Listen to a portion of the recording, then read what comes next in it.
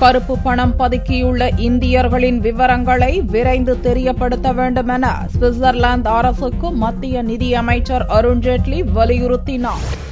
Swiss வங்கிகளில் கருப்பு பணத்தை பதுக்கி வைத்துள்ள இந்தியர்கள் இந்திய நிறுவனங்களின் பட்டியலை தயாரித்து வருவதாகவும் அந்த தகவல்களை இந்தியாவுக்கு அளித்து வருவதாகவும் அந்நாட்டு அதிகாரி ஒருவர் தெரிவித்தார். இதுகுறித்து மத்திய நிதியமைச்சர் அருண்ஜேட்லியிடம் கேட்டபோது சுவிஸ் வங்கிகளில் பதுக்கப்பட்டுள்ள கருப்பு பணம் தொடர்பாக சுவிஸ் அரசிடமிருந்து எந்த தகவலும் வரவில்லை என்றார். சுவிஸ் அரசாங்கத்திடம் உள்ள கருப்பு பண விவரங்களை இந்தியாவுக்கு அளிக்கும் பணியை விரைவுபடுத்த வேண்டும் எனவும் சுவிஸ் அரசை வலியுறுத்திய ஜேட்லி இது தொடர்பாக சுவிஸ் அரசுக்கு இன்றைய தினமே கடிதம் அனுப்பி வைக்கப்படும் என்றும் கூறினார்.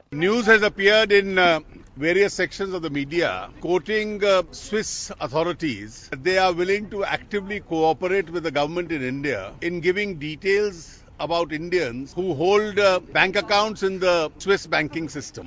The Ministry of Finance has officially not received any communication as yet. We are today writing ourselves to the Swiss authorities with whom the ministry has been in touch so that details with regard to whatever information the authorities have can be expedited and the cooperation between the Swiss authorities and the government of India can bring fruitful results. Our communication will be sent today itself.